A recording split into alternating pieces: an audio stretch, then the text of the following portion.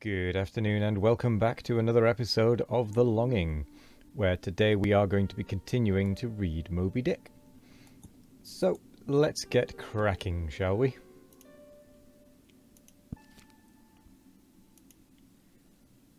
Chapter 27. Knights and Squires.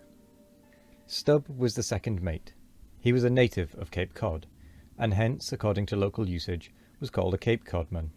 A happy-go-lucky, neither craven nor valiant, taking perils as they came with an indifferent air, and while engaged in the most imminent crisis of the chase, toiling away, calm and collected, as a journeyman joiner engaged for the year.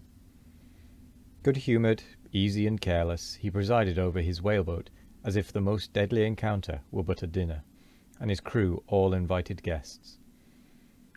He was as particular about the comfortable arrangement of his part of the boat as an old stage driver is about the snugness of his box. When close to the whale, in the very death-lock of the fight, he handled his unpitying lance coolly and off-handedly, as a whistling tinker his hammer. He would hum over his old rig-a-dig tunes while flank with the most exasperated monster. Long usage had, for this Stubb, converted the jaws of death into an easy chair. What he thought of death itself, there is no telling. Whether he ever thought of it at all might be a question. But if he ever did chance to cast his mind that way after a comfortable dinner, no doubt, like a good sailor, he took it to be a sort of call of the watch to tumble aloft, and bestir themselves there, about something which he would find out when he obeyed the order, and not sooner. What, perhaps, with other things, made Stubb such an easy-going, unfearing man, so cheerily trudging off with the burden of life in a world full of grave pedlars, all bowed to the ground with their packs? What helped to bring about that almost impious good humour of his? That thing must have been his pipe. For, like his nose, his short black little pipe was one of the regular features of his face. You would almost as soon have expected him to turn out of his bunk without his nose as without his pipe.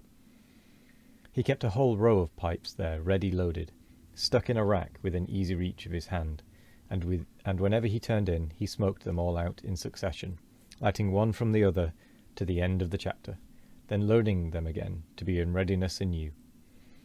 For, when Stubb dressed, instead of first putting his legs into his trousers, he put his pipe into his mouth. I say this continual smoking must have been one cause, at least, of his peculiar disposition, for everyone knows that this earthly air, whether ashore or afloat, is terribly infected with the nameless miseries of the numberless mortals who have died exhaling it. And as in time of the cholera some people go about with a camphorated handkerchief to their mouths, so, likewise, against all mortal tribulations, Stubb's tobacco smoke might have operated as a sort of disinfecting agent. The third mate was Flask, a native of Tisbury, in Martha's vineyard, a short, stout, ruddy young fellow, very pugnacious concerning whales, who somehow seemed to think that the great leviathans had personally and hereditarily affronted him, and therefore it was a sort of point of honour with him to destroy them whenever encountered. So utterly lost was he to all sense of reverence for the many marvels of their majestic bulk and mystic ways, and so dead to anything like an apprehension of any possible danger from encountering them, that in his poor opinion the wondrous whale was but a species of magnified mouse, or at least water rat, requiring only a little circumvention and some small application of time and trouble in order to kill and boil. This ignorant, unconscious fearlessness of his made him a little waggish in the matter of whales. He followed these fish for the fun of it, and a 3 years' voyage round Cape Horn was only a jolly joke that lasted that length of time. As a carpenter's nails are divided into wrought nails and cut nails, so mankind may be similarly divided. Little Flask was one of the wrought ones, made to clinch tight and last long.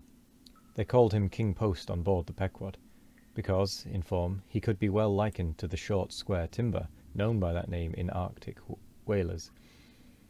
and which, by the means of many radiating side timbers inserted into it, serves to brace the ship against the icy concussions of those battering seas.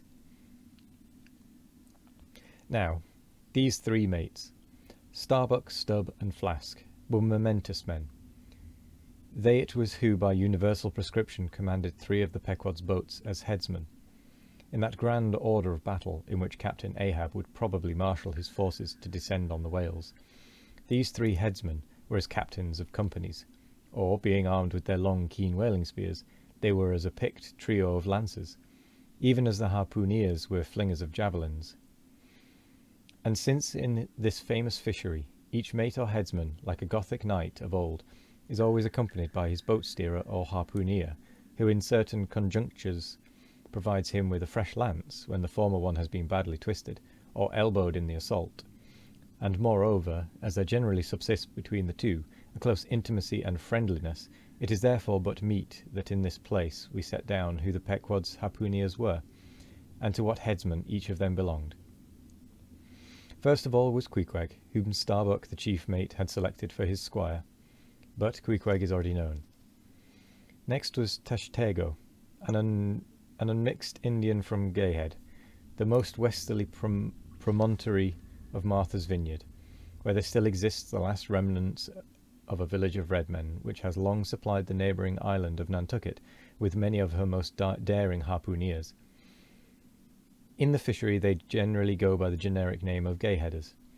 Tashtego's long, lean, sable hair, his high cheekbones, and black rounding eyes, for an Indian Oriental in their largeness, but Antarctic in their glittering expression. All this sufficiently proclaimed him an inheritor of the unvitiated blood of those proud warrior hunters, who, in quest of the great New England moose, had scoured, bow in hand, the aboriginal forests of the Main, but no longer snuffing in the trail of the wild beasts of the woodland. Tashtego now hunted in the wake of the great whales of the sea, the unerring harpoon of the son of fitly replacing the infallible arrow of the sires. To look at the tawny brawn of his lithe, snaky limbs, you would almost have credited the superstitions of some of the earlier Puritans, and half believed this wild Indian to be a son of the prince of the powers of the air. Tashtego was Stubb, the second mate's squire. Third among the harpooneers was Daggoo, a gigantic coal-black lion-like tread, and Essurious to behold. Suspended from his ears were two golden hoops, so large that the sailors called them ring-bolts, and would talk of securing the topsail halyards to them.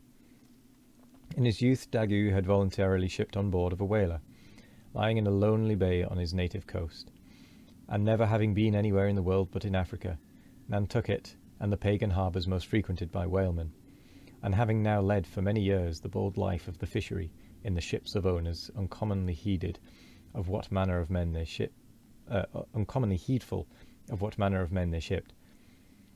Daggoo retained all his barbaric virtues, and erect as a giraffe moved about the decks in all the pomp of 6'5" in his socks.